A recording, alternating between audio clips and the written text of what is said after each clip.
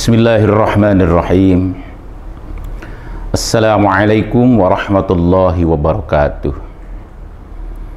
Alhamdulillahilladzi allafa baina qulubina fa asbahna bi ni'matihi ikhwana. Assalatu wassalamu ala sayyidina Muhammadinil Mustafa wa ala alihi wa sahbihi ahli sidqi wal wafa. Asyhadu an la ilaha illallah wahdahu la syarikalah wa asyhadu anna sayyidina Muhammadan abduhu wa rasuluh syahadatan tunjina min adzabil akbari wa adzabil adna amma ba'du. Hadratul mukarramin, jamaah sekalian yang sama-sama mengharapkan rahmat Allah Subhanahu wa taala. Bersyukur kepada Allah Subhanahu wa taala pada saat ini kita bertemu kembali dengan bulan Ramadan. Semoga kita semua dapat mengisi di bulan Ramadan ini dengan berbagai macam ibadah kepada Allah, dan itu insya Allah akan menjadikan kita semakin dimuliakan oleh Allah Subhanahu wa ta'ala. Salawat salam semoga selalu terlimpah atas baginda Nabi besar Muhammad sallallahu alaihi wasallam, suri tauladan terbaik kita. Mudah-mudahan dengan banyaknya kita bersalawat kepada Nabi sebagai bukti cinta kita kepada beliau, insya Allah kita akan mendapatkan syafaat Rasulullah sallallahu alaihi wasallam. Jamaah sekalian yang dirahmati Allah Subhanahu wa ta'ala, jika kita melihat di pinggir-pinggir jalan tertulis spanduk marhaban ya Ramadan, mungkin kita menerjemahkannya selamat datang wahai Ramadan. Jamaah sekalian, kata marhaban itu, kata para ulama, berasal dari kata ruhbah atau rohbun, artinya tempat yang luas. Ada juga yang mengartikan jalan yang turun. Itu semua menunjukkan kelapangan dan kemudahan. Jadi kira-kira ucapan marhaban ya Ramadan itu adalah sebuah ungkapan rasa bahagia seorang yang beriman kepada Allah dengan kedatangan tamu agungnya, yakni bulan Ramadan. Dia begitu senang, begitu bahagia, tidak ada sedikit pun yang menjadikan hatinya ada beban. Tidak ada di dalam hatinya rasa sempit, justru dia senang, dia bahagia. Itulah marhaban ya Ramadan. Jamaah sekalian yang dirahmati Allah Subhanahu wa ta'ala, tentu saja ucapan marhaban ya Ramadan itu ada konsekuensinya.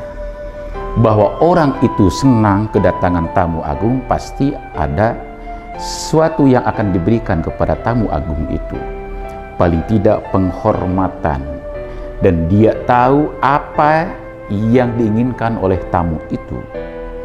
Jamaah sekalian yang dirahmati Allah Subhanahu wa ta'ala, sikap orang yang penuh dengan rasa senang menghadapi bulan Ramadan, maka tentu saja di bulan Ramadan itu akan diisi dengan berbagai macam ibadah kepada Allah Subhanahu wa ta'ala. Baik ibadah yang berkaitan langsung antara diri kita dengan Allah, yakni shaum. Ayatnya kita sudah tahu semua. Ya ayyuhalladzina amanu kutiba alaikumussyam kama kutiba alal ladzina min qablikum la'allakum tattaqun. Di dalamnya ada salatul tarawih, di dalamnya ada tadarus, di dalamnya ada sedekah dan sebagainya dan sebagainya. Jamaah sekalian yang dirahmati Allah Subhanahu wa ta'ala, itulah sikap yang harus dilakukan oleh kita sebagai orang yang beriman, senang dengan kedatangan Ramadan. Yang ingin saya sampaikan satu hadis saja di majelis mulia ini. Di dalam bulan Ramadan itu ada yang namanya zakat. Ada dua zakat dalam Islam. Satu zakat yang memang sangat terkait dengan Ramadan, yakni zakat fitrah. Yang kedua adalah zakat mal.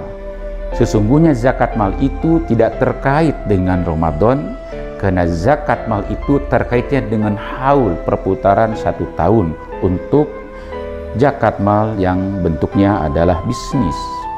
Jadi kalau orang mulainya dari bulan Sya'ban, ya nanti di bulan Sya'ban lagi zakatnya. Tetapi katakanlah umat Islam semua mengambil momen di bulan Ramadan. Tidak mengapa kita laksanakan di bulan Ramadan. Dalam suasana seperti ini, ada hadis Rasulullah ya, yang diriwayatkan oleh Imam At-Tabrani dengan sanad Al-Hasan. Rasulullah SAW bersabda, hassinu amwalakum bizzakah wadawu maradakum bis-sadaqah wa'iddu lil bala'i bid-du'a. Ya mas sekalian, kata baginda Rasul, lindungilah hartamu dengan zakat. Jadi kalau kita ingin mendapatkan perlindungan terhadap harta kita dari Allah, jawabnya zakat. Ya, man ada zakata faqad adhaba syarrah, kata Rasulullah. Siapa yang menunaikan zakat, maka akan dihilangkan keburukan-keburukan hidupnya. Entah mungkin dalam bentuk sakit, entah mungkin dalam bentuk wabah yang mengancam, seperti sekarang ini wabah corona, entah mungkin dalam bentuk bala-bala yang lain. Yang kedua, kata Rasulullah, apabila engkau sakit, obatilah dengan bersedekah.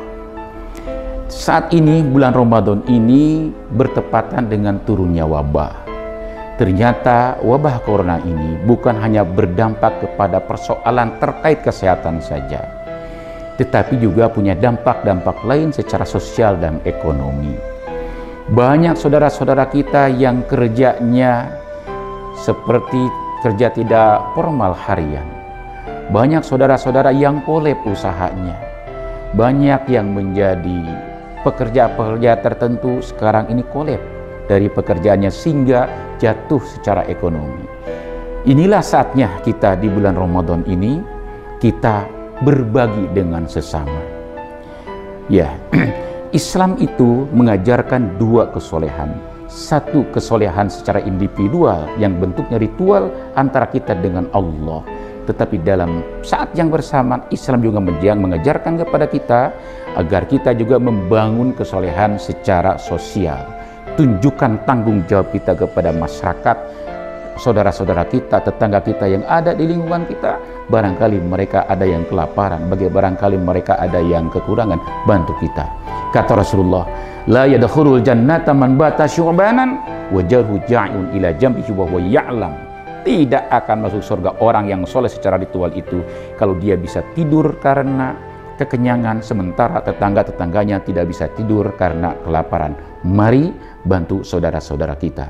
Yang terakhir, kata Rasulullah SAW, bersiaplah, songsonglah bencana yang akan turun itu dengan doa. Artinya kita banyak bersedekah, keluarkan zakat, jangan lupa berdoa kepada Allah Subhanahu wa Ta'ala. Di samping itu kita ikut protokol kesehatan supaya kita dilindungi oleh Allah Subhanahu wa Ta'ala. Mudah-mudahan ibadah di bulan Ramadan yang kita lakukan di bulan ini dilaksanakan dengan sempurna sehingga kita bisa kembali kepada minal aidin wal faizin.